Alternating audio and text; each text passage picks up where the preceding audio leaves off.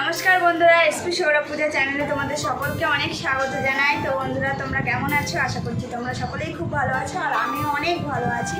তো বন্ধুরা, আজকে আমি দিদির বাড়িতে এসেছি। তো সবার আগে তোমাদের কাছে ক্ষমা চেয়ে নিচ্ছি, তার কারণ আসার ব্লগটা তোমাদের সঙ্গে আমি শেয়ার করতে পারিনি।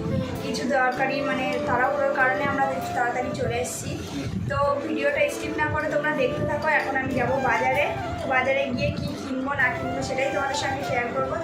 তো পুরো ভিডিওটা দেখতে থাকো, চলো। এখানে দেখতেই পাচ্ছ সৃজন দাঁড়িয়ে আছে, আর সৃজনের জুতোগুলো আমি এখন পায়ে দিয়ে দিচ্ছি। বুট জুতো, ওর অন্য জুতো নিয়ে আসতে ভুলে গেছি তাড়াহুড়োর মধ্যে। তো এই জুতোগুলো এখন পায়ে দিয়ে আমি বাজারে নিয়ে যাব ওকে। তো ওখানে দাঁড়িয়ে আছে ও, আর একা একা জুতো পরতে পারে না। আর এখন আমরা বাজারের জন্য বেরিয়ে গেছি, আমরা বাজারে যাব এখন।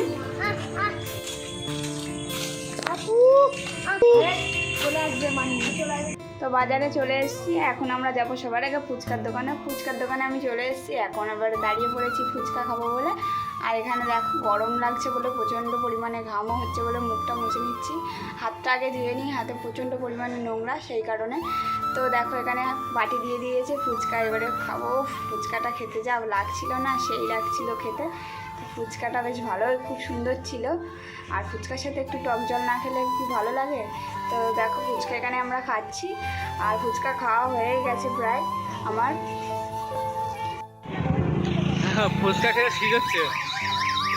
ফুচকা খেলে কি ঝাল লাগে নাকি? সেখানে দেখো সৃজনেরও ফুচকা খাওয়া হয়ে গেছে, আর মাছমণিকে হাতটা ধুয়ে দিচ্ছে। আর এখন যাব আমরা আইসক্রিমের দোকানে। তো এখানে দেখতে পাচ্ছ আইসক্রিমের দোকানে আমরা চলে এসেছি। আর সৃজন দেখো এখানে দেখাচ্ছে ওর মাসিমণিকে কোন আইসক্রিমটাও খাবে। তো আমারও ঝাল লেগেছে, আমিও একটু আইসক্রিম খাবো বলে আমিও দাঁড়িয়ে গেছি, যে এই সুযোগ আর ছাড়া যাবে না, দিদি রয়েছে। তো দিদি দেখো আইসক্রিম কিনে দিচ্ছে এখন, আর এখন আমরা আইসক্রিমটা খাবো। তো সৃজনকে দেখো আইসক্রিম দিয়ে দিয়েছে, চকোবার আইসক্রিম। আর আমি এখন নেবো নর্মাল একটা আইসক্রিম। তো আইসক্রিম নেওয়া হয়ে গেছে, আর এখন আমরা আইসক্রিমটা দেখো আমি আইসক্রিমটা এখন খুলে দিচ্ছি। আর সৃজনের দেওয়া হয়ে গেছে, এখন দেখো আমিও একটা নিয়ে নিয়েছি এখানে। তো দেখো ওদের একটু দুষ্টুমি করছিলো, যেহেতু আমার আইসক্রিমটা খাবে সেই কারণে ওর আইসক্রিমটা আমাকে আগে দিচ্ছে। তো আমি একটু খেয়ে নিয়েছি বলে আমার থেকেও আবার নিয়ে তাড়াতাড়ি করে খেয়ে নিচ্ছে। তো চলো যা যাক, বেশ ভালোও লাগছে, ঠান্ডা ঠান্ডা গরমের মধ্যে খেতেও বেশ সুন্দর লাগছে। আর ঘামও হচ্ছে প্রচণ্ড পরিমাণে। তো এখন চলে এসেছি আমরা অ্যাপেলোতে, আমার কিছু জিনিস কেনার ছিল সেই কারণে চলে এসেছি। সৃজন ঢুকতে গিয়েই একটা ঢুল খেলো খুব জোরে, ও বুঝতে পারিনি যে এখানে কাঁচ দেওয়া ছিল। না লেগেছে।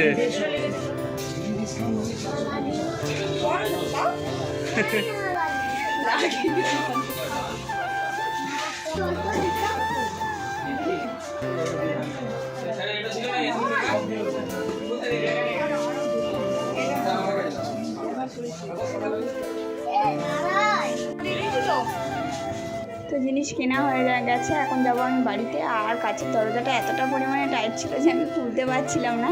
তো চলো এখন বাড়িতে যাওয়া যাক।